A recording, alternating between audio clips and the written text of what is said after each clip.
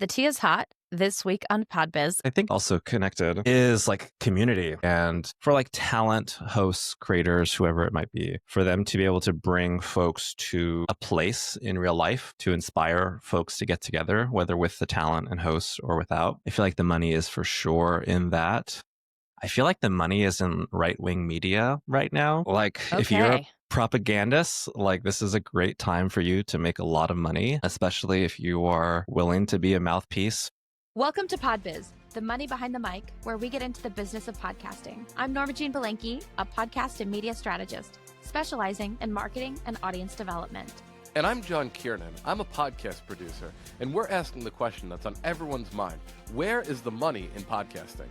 Each week, we talk to podcast industry professionals, marketers, and creators who are turning podcasts into a thriving business and making the industry what it is today. With real revenue, real strategies, and real results. If you're looking to grow or scale your show, and of course monetize, you're in the right place. So let's get down to PodBiz. Welcome to PodBiz. Today we are joined by Dane Cardiel, founder and publisher of Good Tape. Dane, thanks for joining us. So good to be here. We are so excited to have you. Let's get straight into it. Dane, where is the money in podcasting? Oh, I've been studying for this question because now we're many episodes into this podcast. Our secret's out. We ask everyone the same question. Well, I think I have two answers, and like they're both real answers, but one is like a less fun answer if I can get into it. But I feel like the money is in right-wing media right now. That is a hot take, my friend. Like if you're a propagandist, like this is a great time for you to make a lot of money, especially if you are willing to be a mouthpiece for fascism. Like, awesome. Like, you're having a great time. You know, the tea is hot this week on PodBiz, and we're going to come back to that answer. What is your second answer? The second answer, which I think is also connected, is like community, and community and being able to, for like talent, hosts, creators, whoever it might be, for them to be able to bring folks to a place in real life, to inspire folks to get together, whether with the talent and hosts or without. I feel like the money is for sure in that. I put a little like chart together in before this, and that is... We're going to have that in the show notes. If you send it through, it's going to be in the show notes of today's episode. So for everybody listening, not only is this a video episode, but there is data. You're going to get visuals in the show notes. Yes.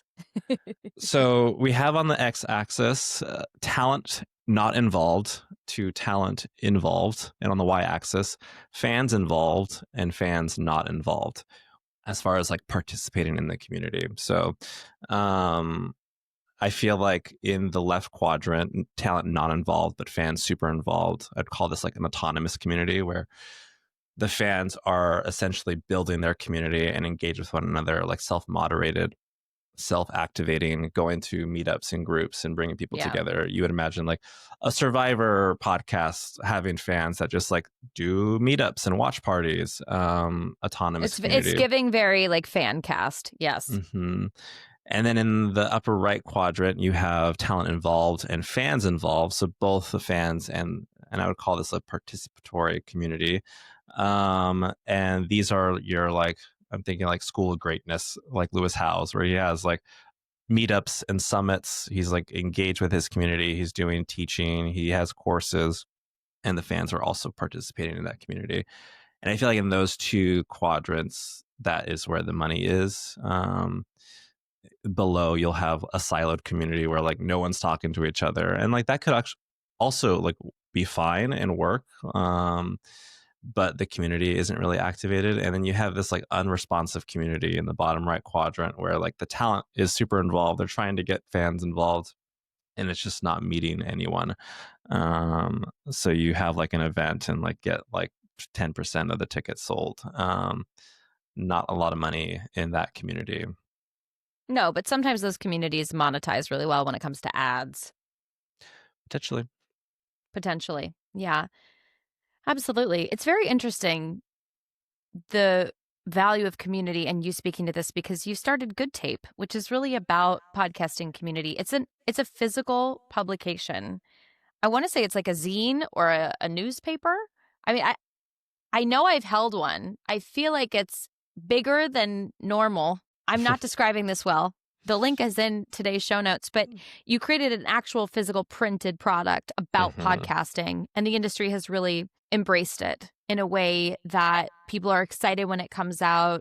You guys, you're not the editor anymore, right? You guys have another editor. You've brought somebody else on. It's taken on a life of its own outside of it being your independent project. So I think that that's phenomenal. But you have also created a community around Good Tape, and you also are very actively involved in the podcasting community as well. And we're seeing with podcasts that are successful that community element is really big. At the beginning of today's episode, you gave a little bit of a hot take there, Dane, which, I think in today's media landscape, podcasting, for good or for bad, or for whatever challenges it may have, really allows for freedom of speech in terms of many different facets of society. And it's interesting. I used to feel very hot and cold, black and white about this issue of there's a good and a bad in terms of media. And also, I know that we're both from a country that's had free press, and I'm not originally from a country where I didn't have freedom of speech. And so I think that it can be a slippery slope, and also there is something to be said for anonymity even within consuming media. I talked about this, I think, on a previous episode.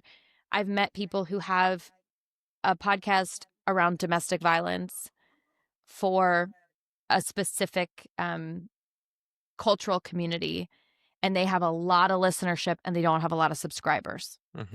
And so it's interesting that the times we're in, and that question you bring forward in terms of responsibility for media and the community aspect of that as well. Yeah, the whole thing about Good Tape really was just like not seeing, a lot of, I would say, like cultural engagement in podcasting.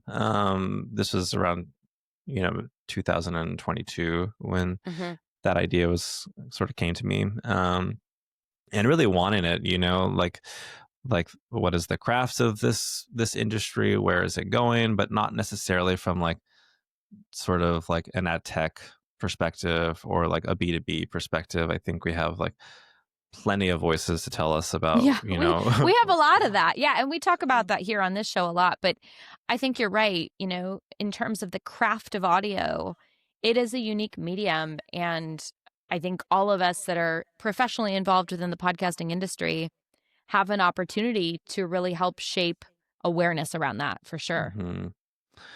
And like to the fascism of it all, we exist in a world where tech platforms and their owners are very much like incentivized to keep us fragmented and polarized and in these little like echo chamber pockets, which podcasting kind of plays alongside but also can subvert.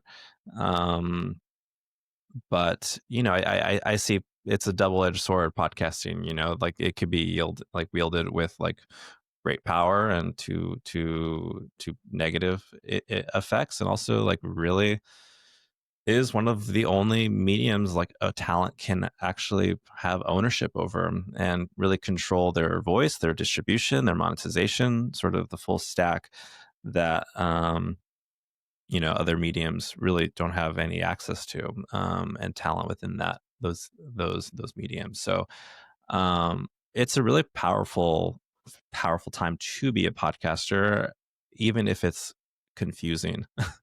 Is it confusing? And I do have to say, I think you're one of the few voices that uses your knowledge base and your skill set to actively advocate for underrepresented people and underrepresented voices within the podcasting industry. It's super admirable, I have to say. I think it's very easy to say, well, here's who's not included, and like we weren't included, and to just, kind of not necessarily the victimization of that, but just to say like, hey, we weren't included. And it's another thing to say, hey, I noticed these voices were included, and here's what I'm going to do about it. Here's the platform I'm going to create for that. Here's the LinkedIn post I'm going to say about that. Here's something in the industry I'm seeing, and it's making me feel really uncomfortable, right? People are expected to, I know that you've spoken about this publicly. You released an article on Good Tape about this, how creators who are people of color, LGBTQIA, are being asked to share spaces with media who are, politically actively calling for their rights to be taken away. And where is the burden of responsibility within the industry, within ad tech? What are the ethics that we all want to represent and to live in and to shape through our own behavior and choices within an emerging industry? A friend of mine, podcaster you might know of, Yowei Shaw, she has this saying, and it gets back to the community of it all, but she has this saying where like, we're going to grow old together, many of us in podcasting. So, with that comes, like you argue with your friends and your family and people that you're close with over many years. I don't think that I think it's okay for there to be room for us to disagree with one another and for us to call each other in, out if necessary. But, at the end of the day, many of us are going to be growing old together in this industry. And with that, there's a responsibility to one another and to our the shared values that gets created when you're in community, which is, it's not something that you can control. You can't like put a list of values and say, all right, we all agree. Like the here's our manifesto of shared values. Yeah, no, it's very fluctuating and it's going to oscillate. And I think as being in this industry for 9+ years now, those first 5 years that I was in this industry, I was very much like observant, like there are power players. This industry is like not something that I can like influence or control. I'm very much like an individual contributor in this industry.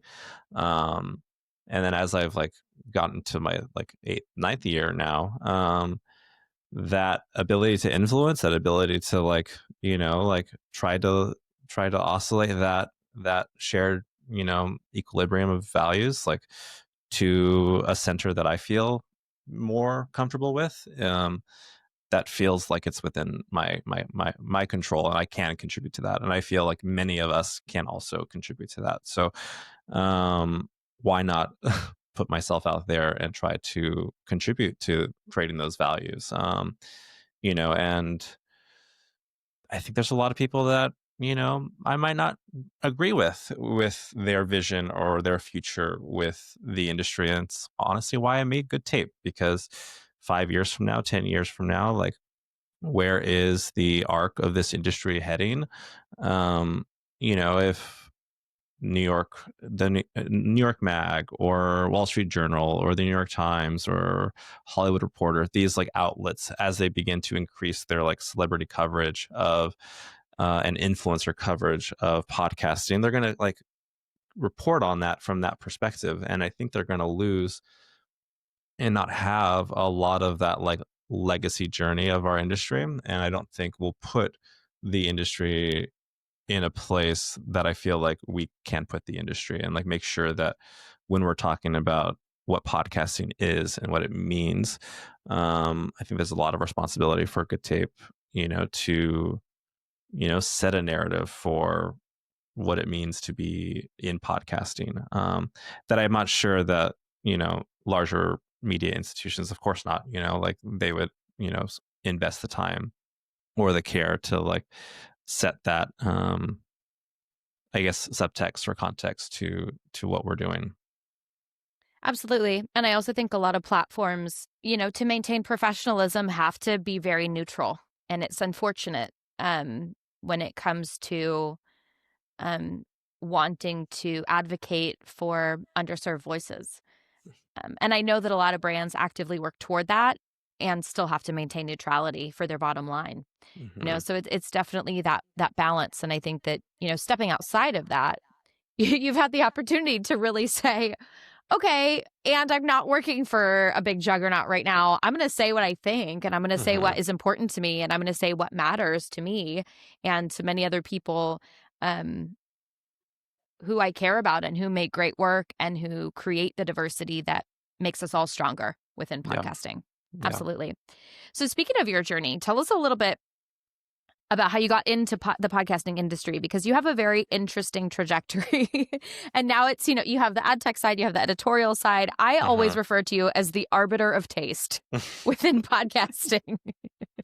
You can make buttons if you want. Because honestly, I think, there are very few people in general in the world, in any industry, when they recommend something, it's generally seen as being in good taste. And I think that you have actively cultivated that sense of good taste within the podcasting industry. And it is trusted by so many people. That's very kind.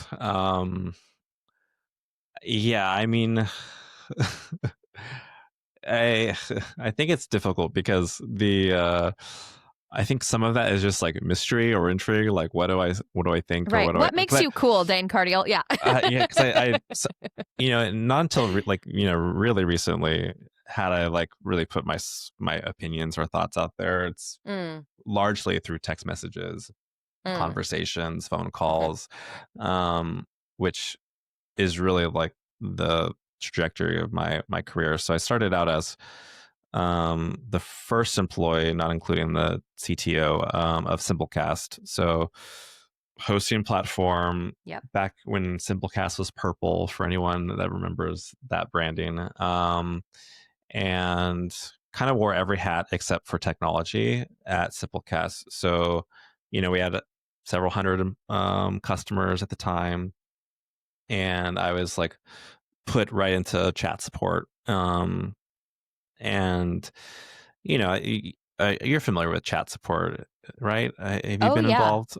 Yeah, I'm pretty sure. I'm peripherally aware. I've not been in the trenches, but yeah. Yeah. So that first year, I think I had the stats of it was over 3,000 conversations with customers in a year. Yeah. Response time a minute and 20 seconds, from that's when they that's impressive. I mean, that's something to put on your forever resume.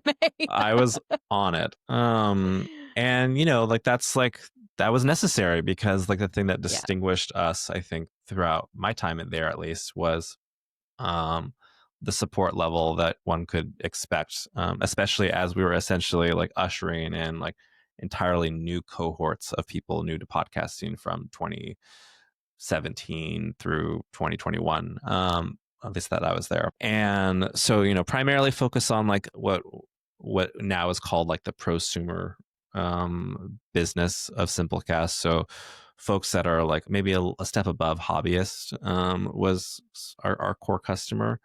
And then in the middle there, we added three tiers of what you could buy along the feature set, and then an enterprise tier that was kind of a chat to us for more information.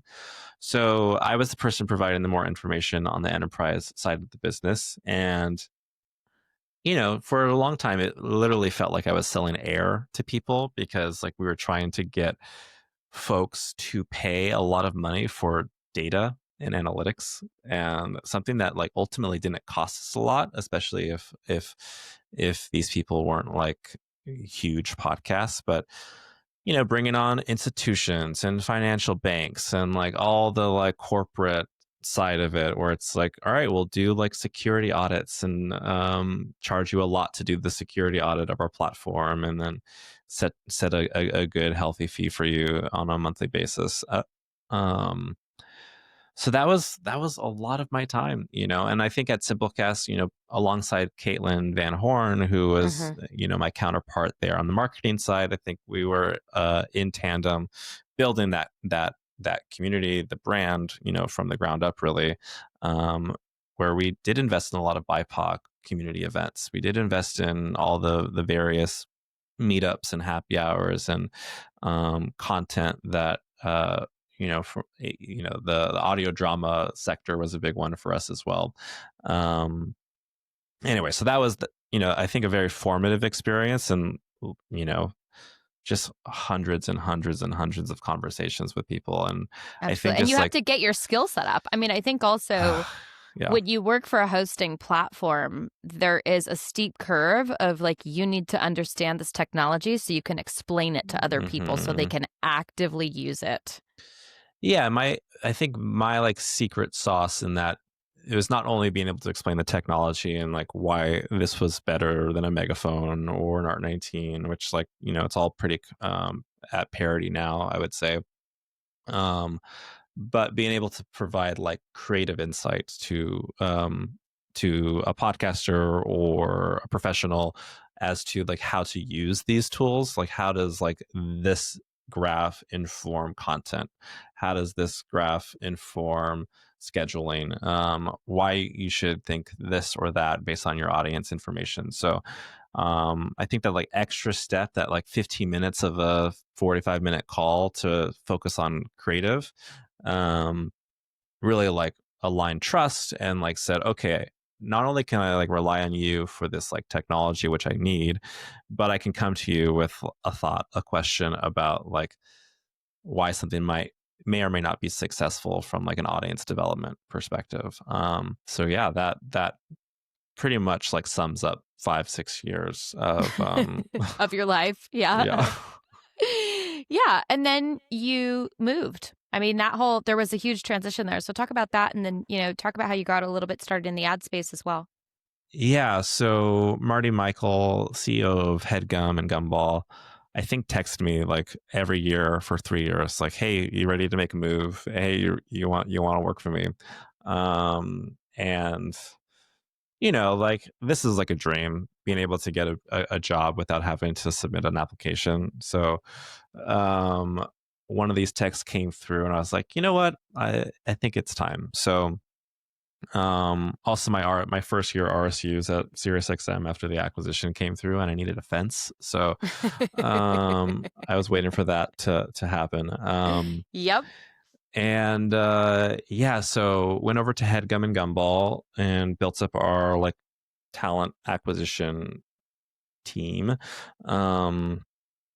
And primarily on Gumball was 40 or so Headgum podcasts and 50-60 Gumball podcasts. And then in my 4 years there, we like grew it to like 300 podcasts, learned a ton about like what sold, what didn't sell.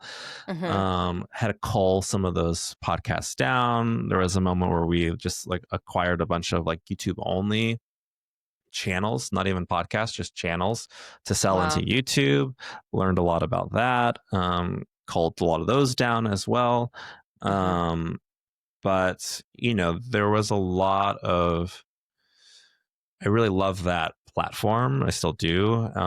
And that team, but the platform particularly because it just gave so much information about the host-read ad sales side of podcasting. And I thought no, that was my next question. You said you learned a lot, and I'm like, what sells? I mean, I think that's what everybody here wants to know, right? From someone who actively, not that you can name names or anything, and we wouldn't ask you to, but having just that aggregate experience, what sells? Yeah, I mean, comedy, entertainment, lifestyle, relationships, to a degree. Reality TV, rewatch shows in the entertainment space, like that's pretty successful. Business and entrepreneurship. I really wanted to grow our like parenting, specifically Two Parents podcasts. Surprisingly, there aren't a lot of podcasts parenting out is there. A huge opportunity for anybody out there who's thinking, where is the audience, where our audience is underserved? Parenting. Yeah, I think that's a big one. And up and down I think it's fun for a show even to like think about starting out and saying, hey, we're gonna like follow this like cohort of parents that just had kids, and we're gonna have a podcast that follows the generational growth of that. Like, wouldn't that be a fun show? Yeah. Especially as folks like now I have toddlers, now I have preteens. Anyway, parenting is a big one. That was really what was working for us as far as categories, I would say. Yeah. Music is hard. Sports we found to be difficult. And I think just generally talking to my peers, there's a lot of categories that you think would be successful. You look at what's selling in movies or music or just like in culture. And those don't necessarily translate one-to-one to like genres, successful What would genres. you say is maybe your biggest learning from that period of time in terms of just upping your skill set on the ad within podcast advertising? Because I think that there is, a huge knowledge gap within the industry with creatives, with independent creators. I think it's something where people, there's things that you can only really know from doing that work. Yeah.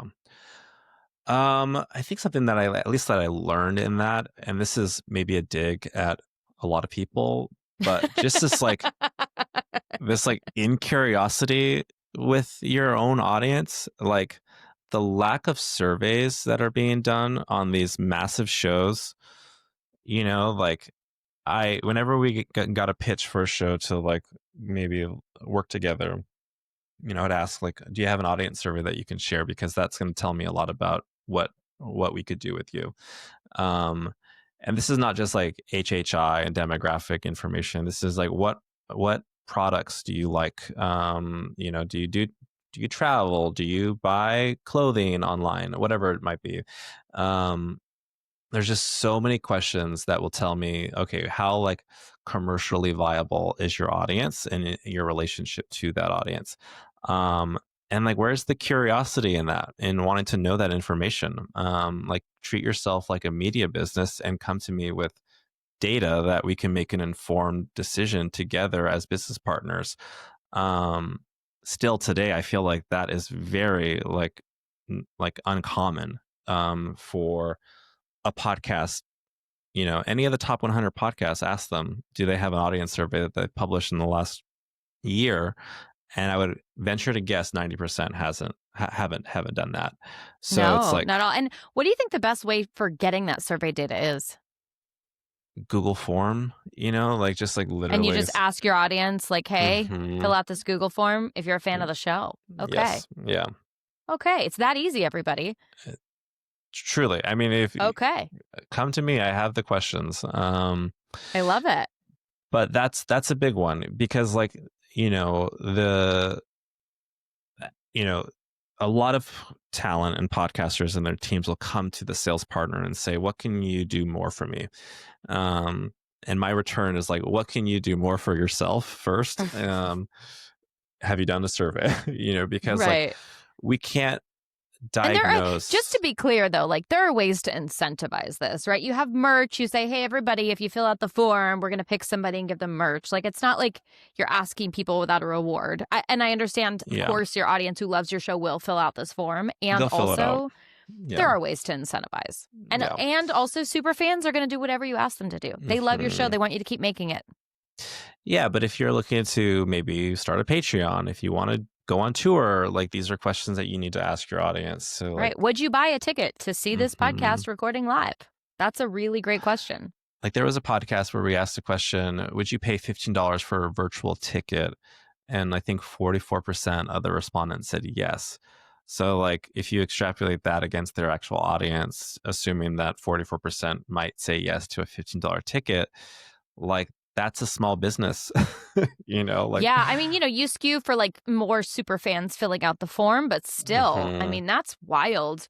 You throw a big virtual event and like you said, that's a small business. Phenomenal. Yeah. Absolutely. So that was a big one. Like, and I think everyone on this podcast has said like the money is in advertising, and that's largely true. Not always. But, I got to say, Barletta came out of the gate early episode and said subscriptions. So I think it's definitely been interesting. And, we're working on, obviously this is industry standard, but, we have our own data based on guest answers, and it's super interesting because obviously, ads are the predominant monetization arm of the industry. And I love talking to ad folks and like nerding out, right, on CPM prices and how the tech works and, you know, tweaks on host read and campaigns and all that stuff. And also subscriptions are coming in hot and fast. Hot and fast. I think 17% of the revenue was consumer revenue from the Owl & Co. study in 2024, as far as like where is the money in podcasting. So yeah, that's a big one. Absolutely.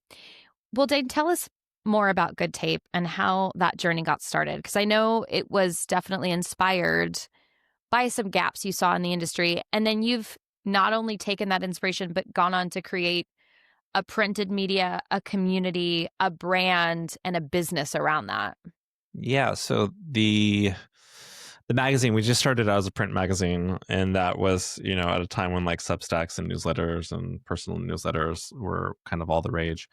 I was like, how can I go left here? And a print newspaper was the answer. I actually had a background. I had an art and literary magazine in 2011 to 2013. I love a zine. I really do. I love a zine. I grew up in like the 90s days of cool zines where someone would just be like, I made a zine, and you could pick it up at like some niche bookstore where nobody made eye contact with you. That was the jam. Yeah.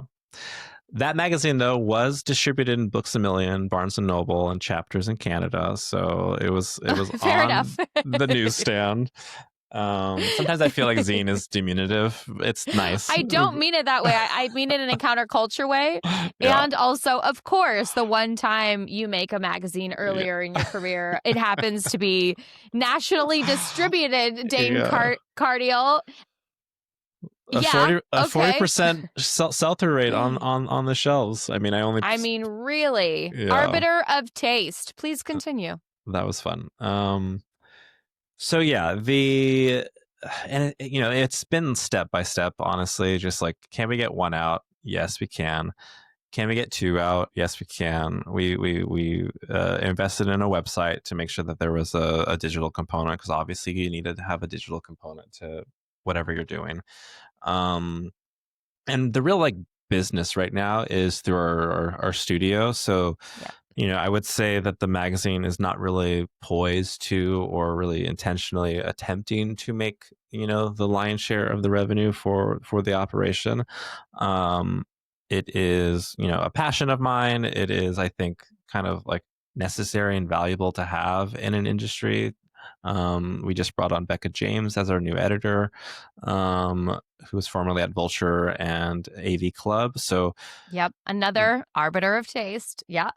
So we're, you know, brand strong. Yeah. we're really gearing up to like I'm trying to get to the point, maybe by the end of the year in 2025 or the new year, if this is coming out then, but trying to get to, you know, 6 to 8 articles a month, hopefully more, because there's a lot to say and talk about and respond to, and, you know, profiles to be had and video interviews to be had, really from a cultural perspective. But the actual business is really located in our studio. So the studio started out, Lower Street Media was one of our first clients on a retainer month to month. We're still working with them, but just doing cover art for various publishers and independent podcasters. We've been working really closely with the CBC, and now we're starting to really venture out across. Like right now we're finishing up a set build for a podcaster for video. So we built out this entire like wood studious set, and designed that from the ground up, and really excited on like what we can do experientially. We're doing brand redesigns, so trying to provide, you know, at a moment in time when everyone is moving visual, like what is the actual like visuals that people receive, and that's where I see Good Tape Studio trying to help folks with like their visual presentation and really making sure that there's a through line from cover art tile to set design to experiential events to merch. There's a lot there, and I think we can kind of like come alongside, whether it's a, you know, a larger podcaster or a media company come alongside and help like polish those offerings. Yeah, absolutely. Well, Dane, what would you say is one key move or metric or even a mindset that's made the biggest impact on your podcasting career? Yeah, I mean, I think a key, especially when I think about people that I've worked with or shows that I've worked on.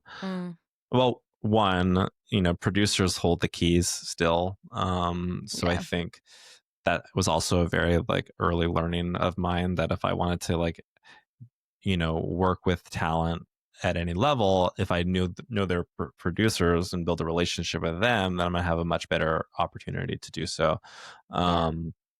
So I think that is huge. Like, talent really values their team, and like producers generally are like the first that could say something to them as far as like, should we do this? Should we do that? Yeah. And they make you sound good. Like a good producer, you're going to be better because of it.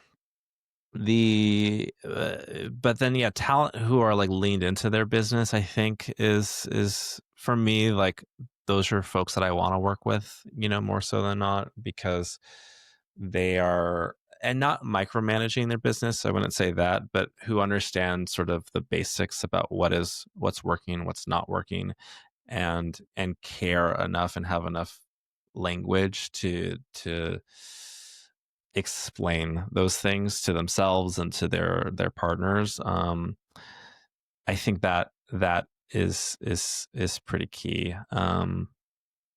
But I think, and as I like broaden the scope a little bit to just our industry, there are a lot of people that are like hurting this year, 2025. Like, this has probably been one of the most difficult years our industry has experienced from like a below the line perspective. There's been a lot of layoffs for sure. Like, layoffs, increased competition in the like consulting space. There's less projects being greenlit, therefore there are less projects to be worked on. I think a lot of people are asking themselves right now, like, should I even bother continuing in podcasting? And that's a real shame, and I do look, and for me, I've always tried to position myself kind of in between the business side and the creator side, because there's been and always will be tension between both those. But I really look to like the folks who made a lot of money in podcasting, and kind of dipped, after they made their millions. And what a club to be in, right? It's like, it's interesting because we're still such a small enough industry that we all know many people who've had that experience, and it's what a club. Yeah, and like a real lack of investment, and the only investment we do receive is this like AI company that like is going to provide 3,000 episodes, who was a former boss of mine. Yeah, love to see that come out, and I'm really happy, actually, frankly, that we came out against that, because like, that's a real crock of shit right there. I do have to say, I think it and I do have to say that anybody who is an early pioneer in an industry and lifts up the ladder they climbed up, it's definitely challenging for everybody still actively advocating for that industry to want to continue to be open and be a community and have that relational aspect of things. In podcasting, I always say, like, if I don't know you, I know 4 or 5 people who do. And it's polarizing. Yeah, and I think the thing that I'll end with on that note, at least, is that as we have this, like, all podcasts are now quote unquote video podcasts, there is still, I think, a large consumer base that's just listening to audio. Absolutely. Absolutely. There is still a very large audio only listenership base. It is the majority. It's the majority. So, I think there's, for a lot of people, and this is back to like participatory or autonomous communities, check the show notes for that graphic. But I think it's really incumbent on audio only folks to learn how to maybe activate the parasocial stuff, if it's not in their show, it's in themselves as creators. So how can you build relationship with your fans that say, every time I publish a new thing or put out a new podcast, you will follow that, you'll engage with that, and we'll have, community in my work at the very least. I think that there is going to be a lot of benefit to folks who just focus on audio only, maybe not in the immediate, but in like 3 years, but it is a different product. Like, I'm sorry to have to say this, but like, you can't just put a YouTube up on your RSS feed. It sounds different. Like, please, for the love of God, listen to something without looking at the video and then decide, if I didn't see this video, would I still be as actively engaged? Yeah. The truth is too, is that, audio only creators had this problem 5 years ago as they have today. And that's like, they need to make good work that finds an audience, and that's always going to be the first problem that a creator is going to have in any medium, but especially in ours. And it's just more difficult, to, back to the tech oligarchs, it's more difficult to find an audience because everyone is siloed and fragmented. So so that IRL, that community, that like building really from the ground up, as far as people who like you, like your work, want to be close to your work, even if it's a few hundred, you start there. There's still a really strong future for that. But again, back to like the meta narrative of podcasting, if we don't control that meta narrative and it's given to other folks to really just pound AI, pound video into our LinkedIn streams, we miss this like other world that is actually thriving and very rich. I do also have to say, I think we're at a point within podcasting where a lot of people who have professionally been working in podcasting do not understand their power and their impact. I think that that's a really important thing to say, because we're all still trying to make it, and yet we're all at the top.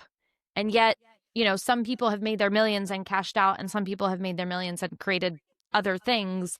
And some people have equity in a company and are still, just living, with those shares and taking a paycheck and working every day. So I do think that we're in an interesting industry where it's getting big and there's big money, but we all still know each other and people are listening to each other still.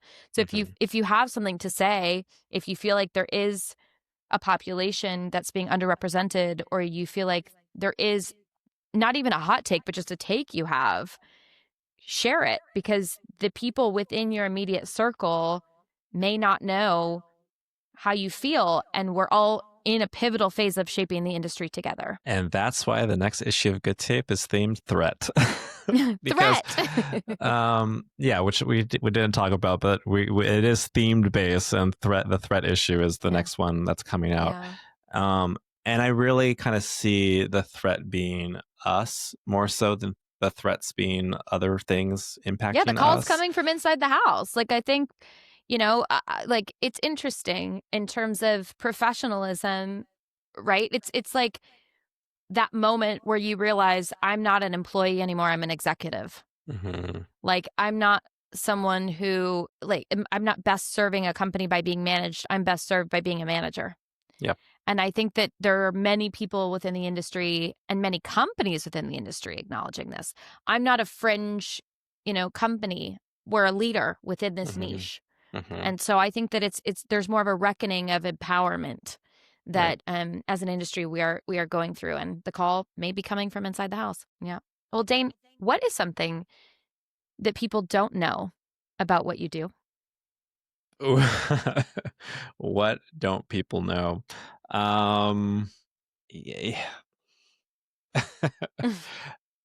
Is it really dumb just to say that, like, I'm really in it for the love of the game?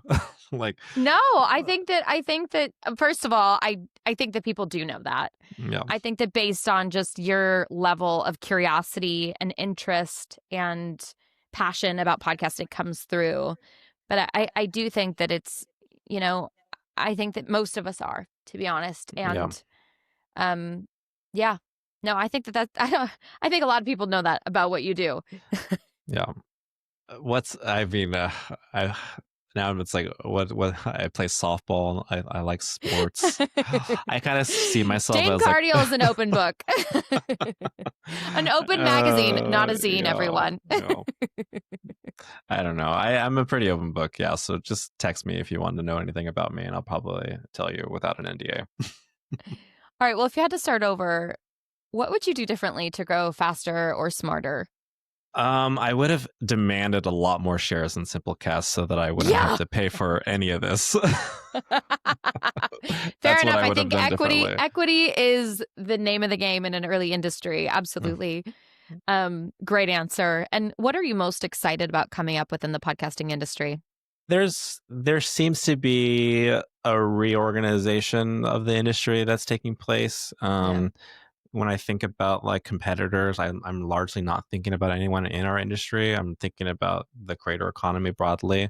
And I think what excites me is trying to be one member of probably many of positioning podcasting within the creator economy, like formally, like the infrastructure and the business of the creator economy. Right now, I would say we're quite siloed from those conversations, which are very exciting. Like they're positioning themselves as the new entertainment era or industry, and we're kind of like having questions about what is a podcast. So we have to be in this like new entertainment space and be a contributor to that conversation, not just a passive recipient of it. So in the next year, 2 plus, that shift, that move, I think is really vital for us. And I'm excited to see that through. Absolutely. From passive to active podcast industry insider. Well, Dane Cardiel, founder and publisher of Good Tape, thank you for joining us here on PodBiz.